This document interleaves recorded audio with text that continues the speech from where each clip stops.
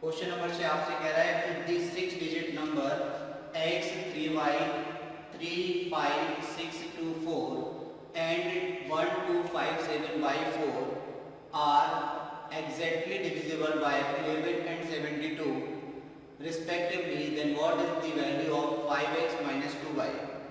Question कह रहा है यदि 6 अंकों वाली संख्या है, ये जो संख्या है बेटा 6 अंकों वाली, यहाँ पर x जो है वो एक अंक है, x 3 5 6 2 4 एक ये 6 अंकों की संख्या है और 1 2 5 7 बाई 4 क्रमशः यदि 11 और 72 से पूर्णतः विभाज्य हैं तो 5x माइनस 2y का मान क्या होगा?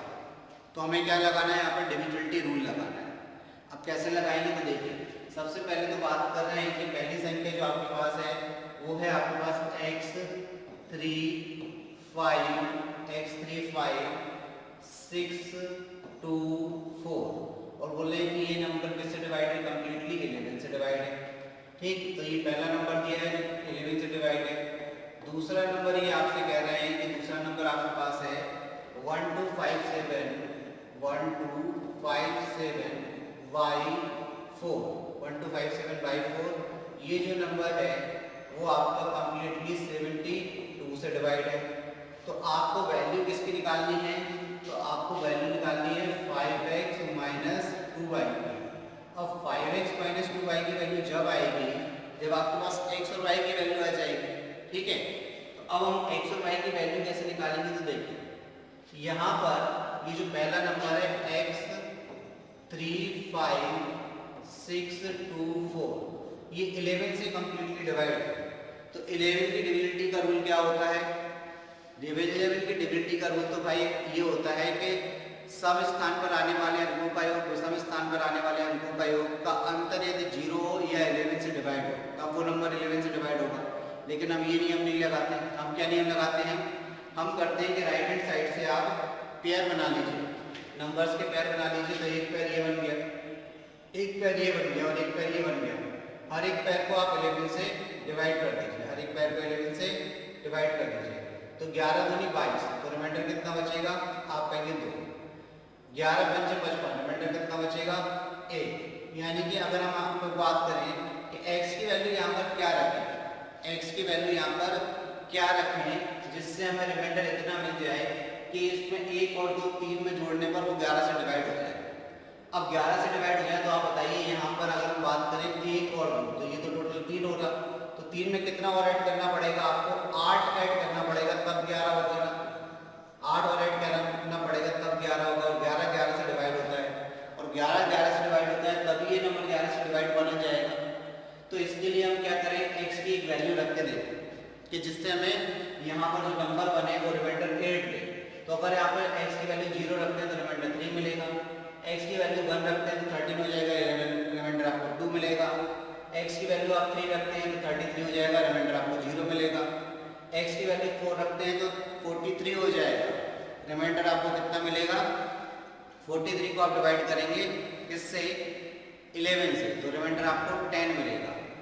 अब x की वैल्यू जैसे आप बढ़ाते जाएंगे रिमाइंडर कम होता जाएगा, 10 मिलना। अब जैसे आप 5 रखेंगे तो ये 53 हो जाएगा। तो 11 4 जा 44 तो रिमाइंडर आपको कितना मिलेगा, तो आप कहेंगे 44 में 9 ऐड कर दीजिए तो 53 हो जाता है तो 9 मिलेगा।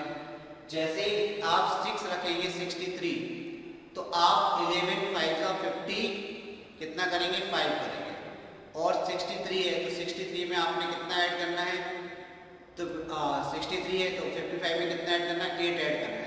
यानी कि अगर आप यहाँ पर x की वैल्यू 6 ले लेते हैं, x इक्वल टू क्या लेते हैं 6 ले लेते हैं, तो अगर आप 11 से डिवाइड करते हैं तो आप कहेंगे 11 5 का 55 में आप 8 ऐड करेंगे तब क्या मिलेगा आपको 63 मिलेगा। यानी कि यहाँ पर रिमाइंडर आपको कितना मिल जाएगा 8 मिल जाएगा।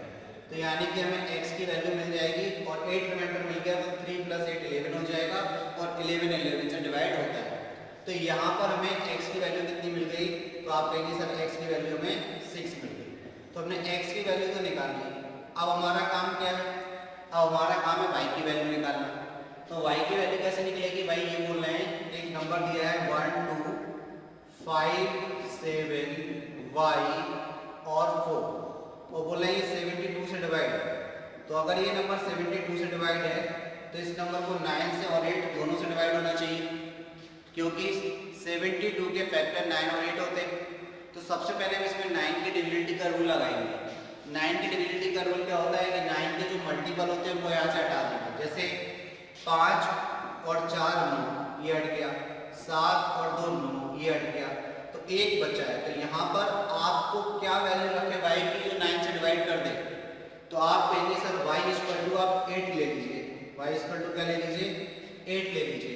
तो y इक्वल टू अगर आप 8 लेते हैं तो 8 + 1 9 हो जाएगा। तो ये 9 से डिवाइड हो जाएगा, पहली चीज। लेकिन अभी हम ये नहीं बोलेंगे कि y की वैल्यू 8 है।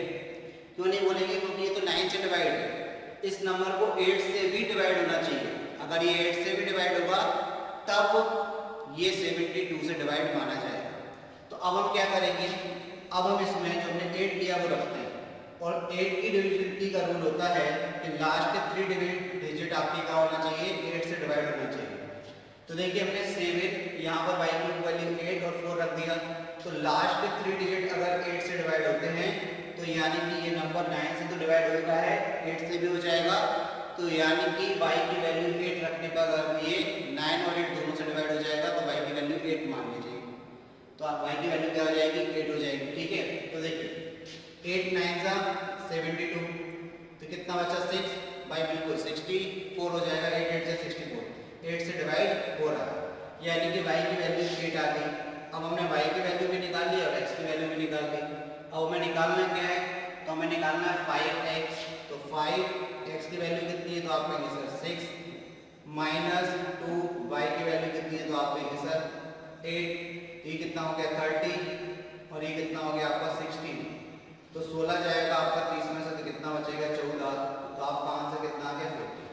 यही बेटा आपका आंसर। सिंपल क्वेश्चन था, बहुत आसान तरीके से आपने समझा इसको। ठीक है, तो 14 जो है आपका आंसर हो गया। ऑप्शन डी में दिया हुआ है 40। तो ऑप्शन डी क्या हो गया बेटा? आपका आंसर हो गया। ऑप्शन डी क्या हो गया? आपका आंसर हो गया। आई होप बात आपको समझ में आ गई कि किस तरीके से इस क्वेश्चन को बनाना है। ठीक, चलिए तो आगे बढ़ते हैं क्वेश्चन नंबर 7 की तरफ।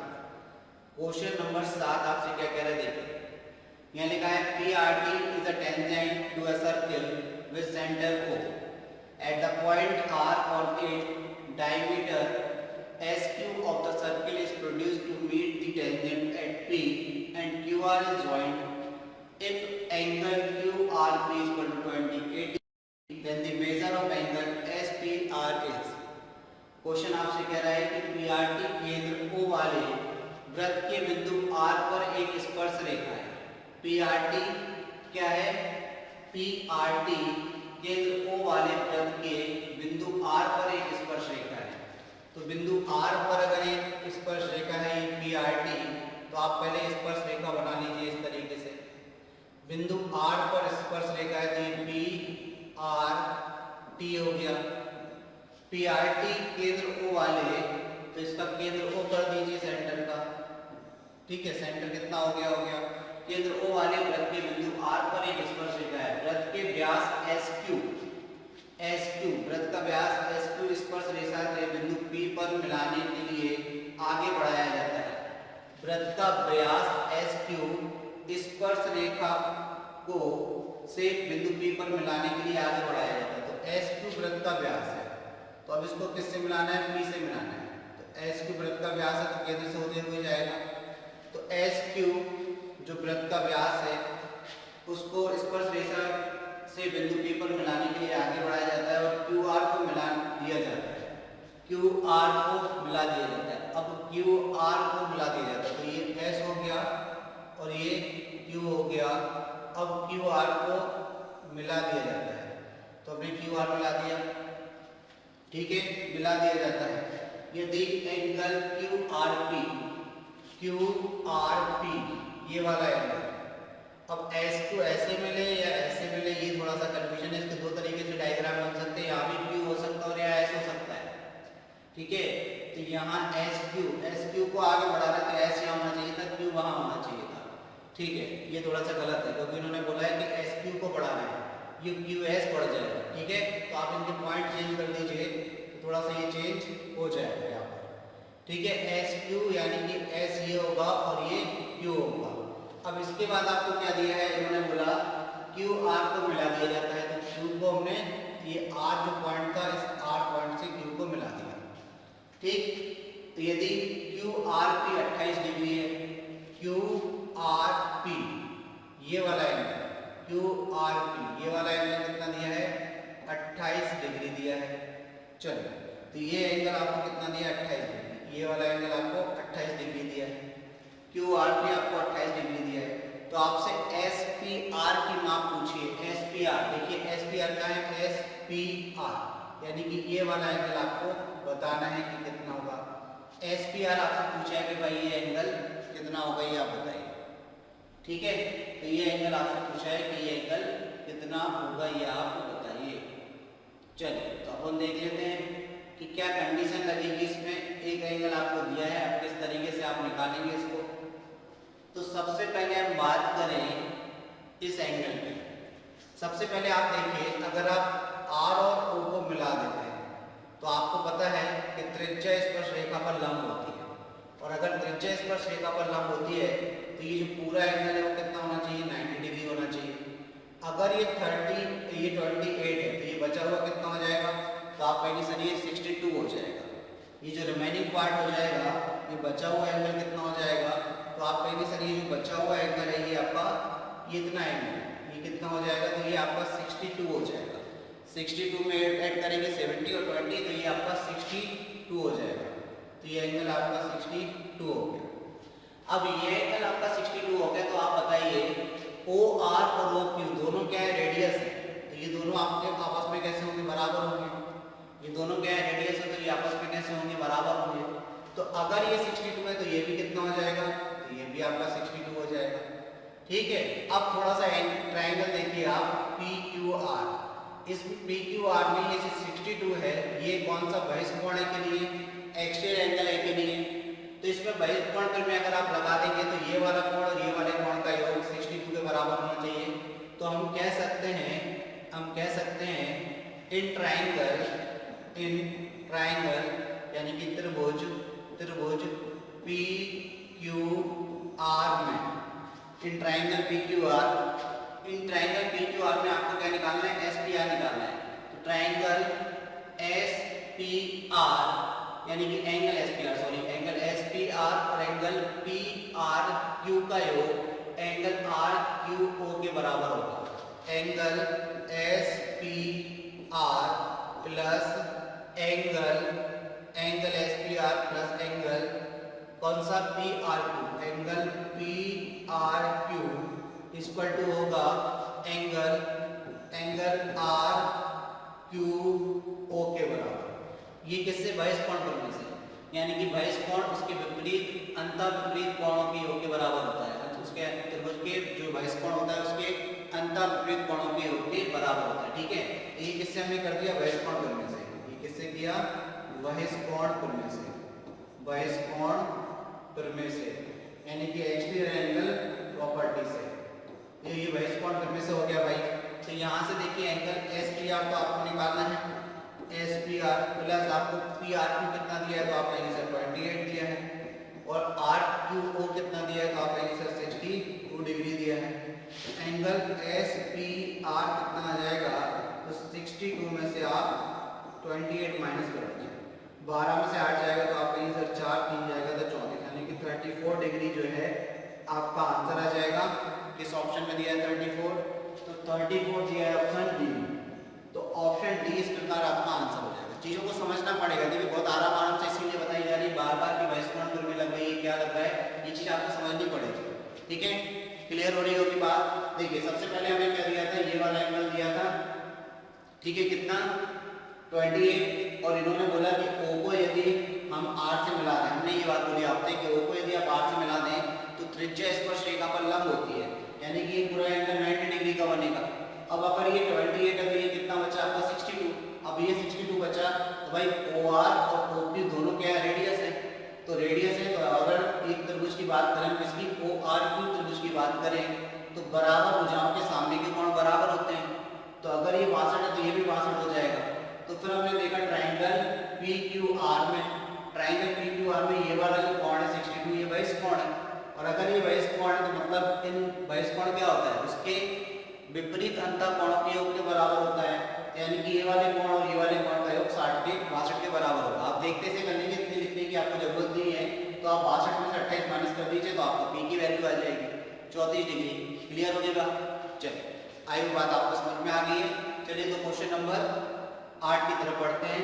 क्वेश्चन नंबर 8 देखते हैं वही क्या कह रहा है। क्वेश्चन नंबर 8 में लिखा है the time taken by a boat to travel 14 kilometre downstream is the same as time taken by it to travel 7 km upstream.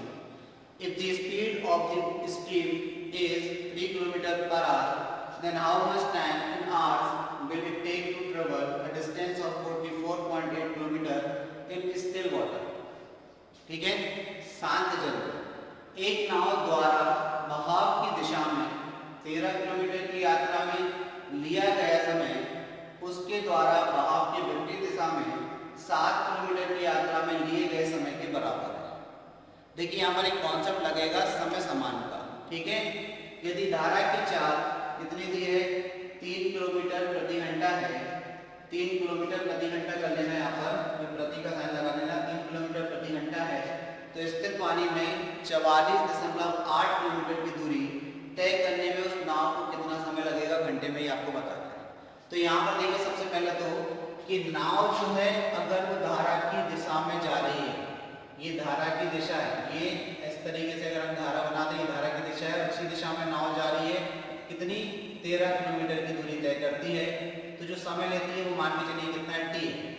और अगर वही नाव धारा की दिशा में है, ये आपकी धारा है, ठीक है, और ये नाव जा रही है, ये नाव जा रही है, तो जब धारा की दिशा में 13 किलोमीटर जाती है तो भाई उसको टी समय लगता है।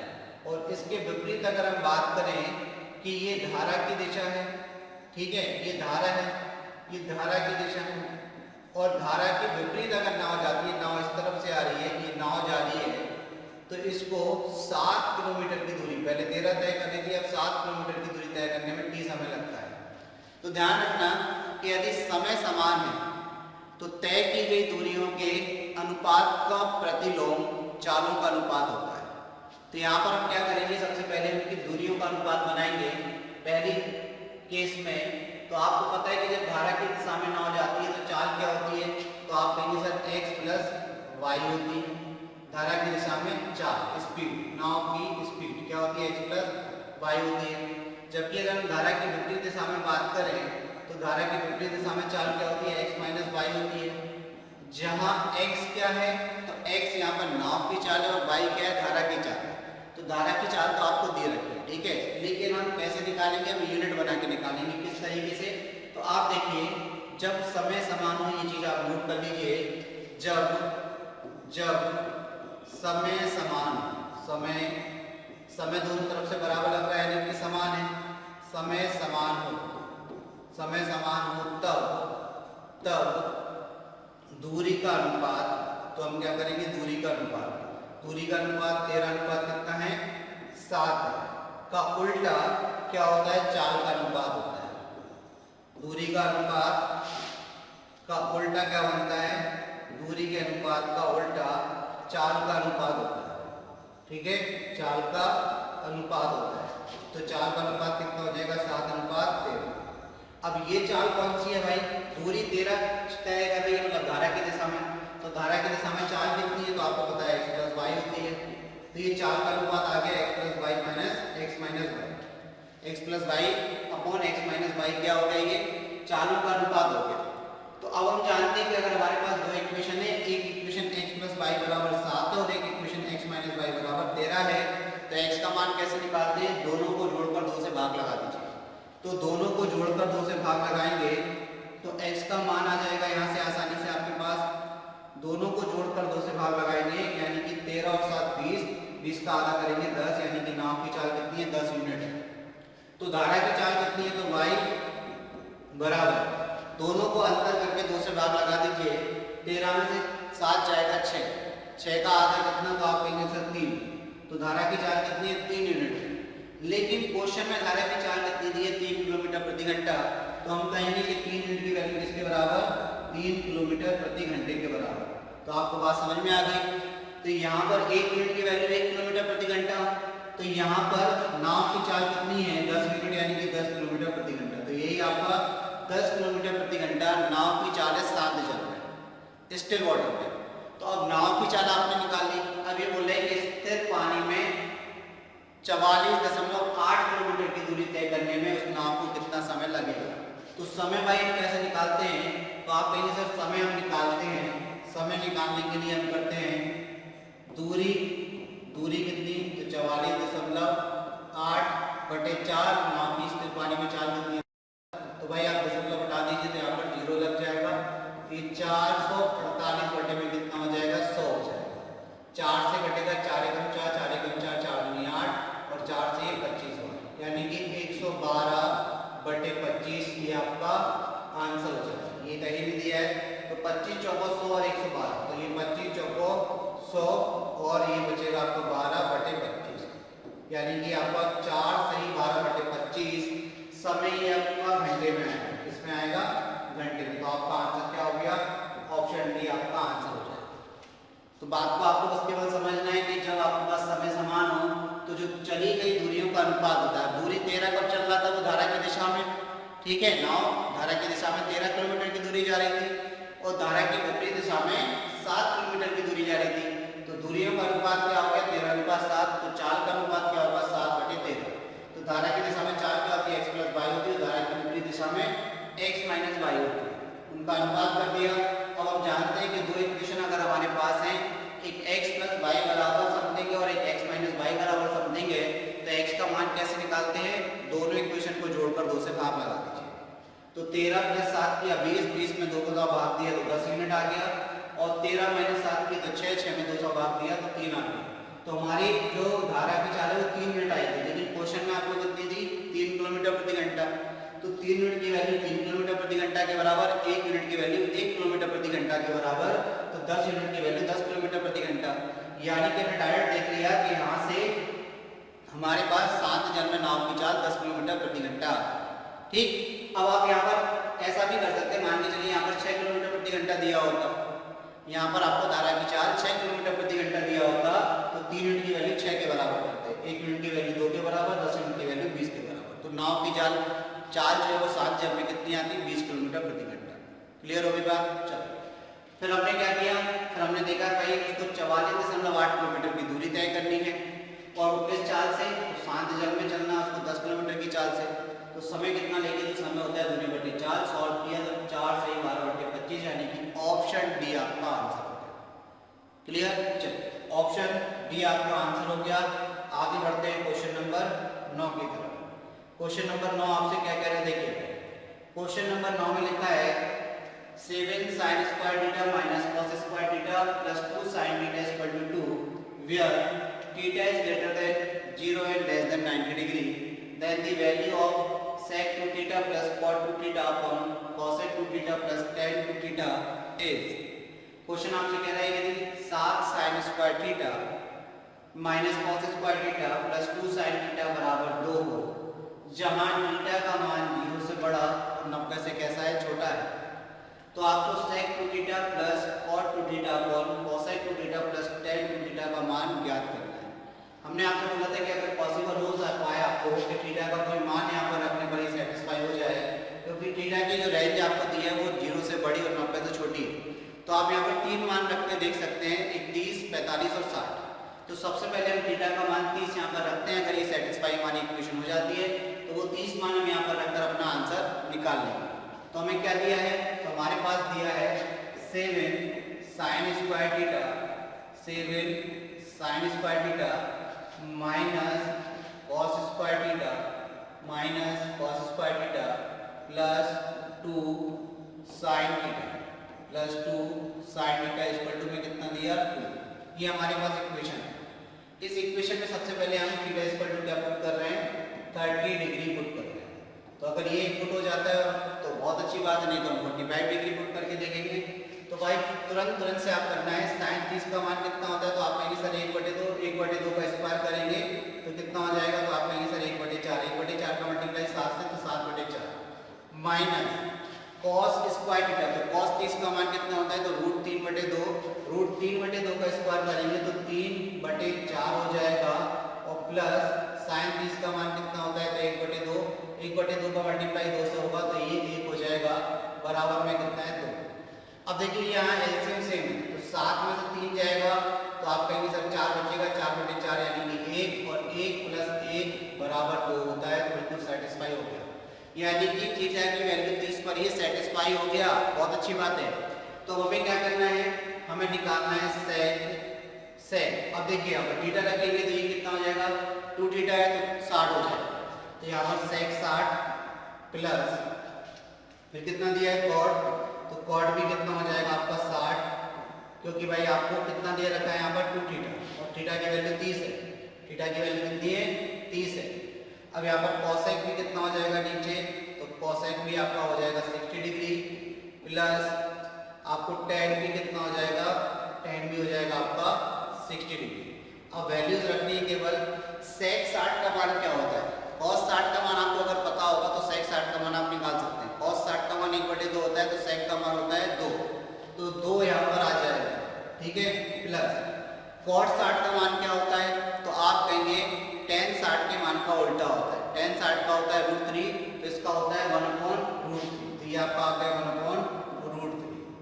अपॉन में cosec 60 की बात करें तो sin 60 का मान कितना होता है, तो आप कहेंगे सर ये होता है आपका √3/2, किसका साइन का, लेकिन cosec क्या होता है उल्टा, तो ये हो जाएगा 2/√3 और tan 60 का कितना होता है, तो ये √3 होता है। चलिए सॉल्व कर लीजिए, ऊपर आप एलसीएम लेंगे तो 2√3 + 1 और इस पूरे के अपॉन में कितना आएगा, तो आप कहेंगे सर √3, इस पूरे के अपॉन में √3 और इनटू ये आप सॉल्व करेंगे तो देखिए √3 का √3 से मल्टीप्लाई 3, ये आपका हो जाएगा 5/√3, √3 से √3 कैंसिल, तो ऊपर 2√3 + 1 और अपॉन में कितना 5, तो 2√3 + 1 अपॉन में 5 देख लीजिए कहाँ है, तो 2√3 + 1 अपॉन में 5 यानी कि ऑप्शन बी। ऑप्शन बी क्या हो गया बेटा, आपका आंसर हो गया, ऑप्शन बी क्या हो गया, आपका आंसर हो गया। तो कोशिश बनते कोशिश आपको ये करने की जब भी इस टाइप का क्वेश्चन आए तो थीटा की वैल्यू आपको सेटिस्फाई कराना, ठीक है। चलिए आगे बढ़ते हैं, क्वेश्चन नंबर 10 देखते हैं। क्वेश्चन नंबर 10 देखिए क्या दिया है, यहाँ पर एक वैल्यू दे रखी है बेटा, यहाँ पर एक वैल्यू दे रखी है, सिंप्लीफिकेशन का क्वेश्चन है, दी वैल्यू ऑफ, इसकी वैल्यू आपको बतानी है क्या है, ये जो आपको सिंप्लीफिकेशन का क्वेश्चन है, इसमें कोई भी लॉजिक नहीं लगती है, बोर्ड मास का क्वेश्चन है तो आपको पता है सीधा सीधा आपको सॉल्व करना है। चलिए सबसे पहले ब्रैकेट से सॉल्व करेंगे, फिर उसके बाद ऑफ सॉल्व होगा, ठीक है। तो ब्रैकेट वाले नंबर को हम सॉल्व करते हैं। क्वेश्चन हमारे पास क्या लिखा है, तो क्वेश्चन लिखा है 5 1/2 डिवाइड बाय 3 2/3 ऑफ का मतलब मल्टीप्लाई, तो चलिए मल्टीप्लाई ही लगा लेते हैं, स्टेप आपका कम हो जाएगा थोड़ा सा, तो आप यहाँ पर क्या कर लीजिए मल्टीप्लाई, तो आपने यहाँ पर कर लिया मल्टीप्लाई, तो पहले ये मल्टीप्लाई सॉल्व होगा, उसके बाद डिवीजन सॉल्व होगा, 1/4 फिर प्लस, फिर ब्रैकेट में लिखा हुआ है 5 1/9 माइनस 7/8, ठीक है, डिवाइड क्या दिया है 9/20 इंटू में आपको दिया है 9/11, ठीक। ये आपका क्वेश्चन है, ऊपर की वैल्यू है तो डिनोमिनेटर और लिखना है आपको, इसका न्यूमरेटर लिखा है अभी आपने, तो ये आपका 5 डिवाइड बाय 5 आपको अपने हटा दिया तो multiply 1/10 minus 10 into 10 divided by 20, ये आपका क्वेश्चन है।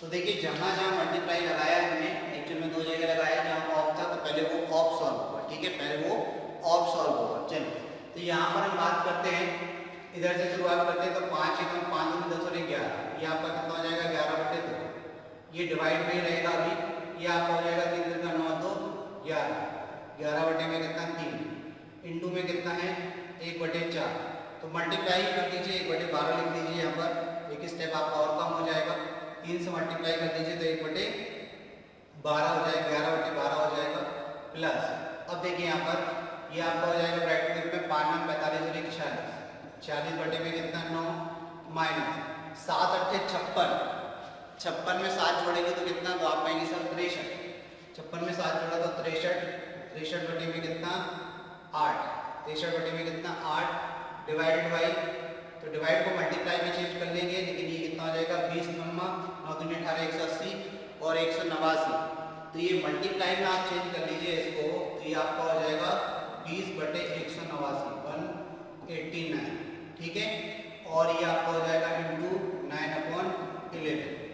इसके बाद अगले स्टेप पे बढ़ते हैं, अगले स्टेप में क्या होगा भाई, तो देखिए आप यहाँ पर पहले मल्टीप्लाई सम होगा, तो मल्टीप्लाई ऑफ की जगह पर आएगा, तो 5 से ये 5 टू द 10, तो 5, अब ये कितना हो जाएगा, इसको भी डिवाइड में चेंज कर लीजिए, ये आपका 2 हो जाएगा, और मल्टीप्लाई में चेंज करोगे तो ये आपका देखिए ऊपर जाएगा, तो ये 5 टू द 10 हो जाएगा, तो फाइनली आप इसको क्या लिख लीजिए 10 लिख लीजिए, फाइनली आप इसको क्या लिख लीजिए 10 लिख लीजिए, और माइनस, अब देखिए वहाँ तो ऑफ नहीं लगा था, तो वहाँ पहले डिवीजन होगा, तो 10 से ये 2 टाइम और 2 से ये भाई कैंसिल हो जाएगा, 2 से ये 5 टाइम, तो माइनस का कितना आ जाएगा 5, तो नीचे आपका फाइनली 5 हो जाएगा, ठीक है। अब आप देखिए क्या क्या सॉल्व हो सकता है, तो अगले स्टेप में आप देखिए ये आपका 11y2 इंटू 12y11 हो जाएगा, ठीक है, प्लस अब आप देखिए यहाँ पर आपका हो जाएगा 63 से ये 3 बार कट जाएगा, 34 18, 63 से ये 3 बार कट गया, 4 से ये 2 बार, 4 से ये 5 बार कट गया, तो 5 बटे कितना हो गया 6 हो गया, कितना हो गया, तो ये आपका 40 बटे 9 माइनस 5 बटे 6 हो गया, इंटू में कितना 9 बटे 11 चलता है, ठीक है, और 11 से ये 11 कैंसिल, 2 से ये 6 बार कैंसिल, और पूरे के बटे में कितना आ गया 5 आ गया। इतनी चीज़ तो क्लियर बेटा, कुछ स्टेपों को अब एक एक स्टेप नहीं लिख सकते, बिल्कुल बच्चों की तरह नहीं करेंगे हम चीज़ों को, आप भी समझदार हैं, ठीक है। अब हम क्या करेंगे, हमारा एलसीएम ले लेंगे, तो ये तो बाहर कितना बचा 6 प्लस एलसीएम लेंगे तो कितना आएगा 80, ठीक है, 9 दूनी 18, तो 40 दूनी कितना हो जाएगा, तो 46 दूनी 92, कितना हो जाएगा 6 दूनी 12 92, ये 6 से 18, तो ये कितना हो जाएगा 15, ठीक है, और इंटू में क्या चल रहा है 9 बटे 11, और इस पूरे के बटे में अगर हम बात करें तो क्या चल रहा है, तो आप कहेंगे सर 5 चल रहा है, ठीक। अब आप देखिए 6 प्लस 15 माइनस करेंगे आप, तो 12 में से 5 जाएगा तो आप कहेंगे सर 7 बचेगा, और 2 जाएगा तो 7 बचेगा, बटे में कितना 18, इंटू में कितना 9 बटे 11, उस पूरे के बटे में कितना 5, तो 11 से 7 बार कट जाएगा, 9 से ये 2 बार कट जाएगा। अब आप देखिए 7 बटे 2 बचा और प्लस में 6, तो 6 दूनी 12 और 7 कितना हो जाएगा 19, 19 बटे में 2 आ जाएगा तो कितना हो जाएगा बटे में 10, तो 19 बटे 10, 19 बटे 10 आपका आंसर आया, तो इसको आप लिख सकते हैं 1 सही 9 बटे 10, 1 सही 9 बटे 10, ए जो है वो आपका आंसर हो जाएगा, ऑप्शन ए जो है बेटा वो आपका आंसर हो जाएगा। आई होप बात आपको समझ में आ गई, सिंपल सा क्वेश्चन है। आगे बढ़ते हैं क्वेश्चन नंबर 11 की।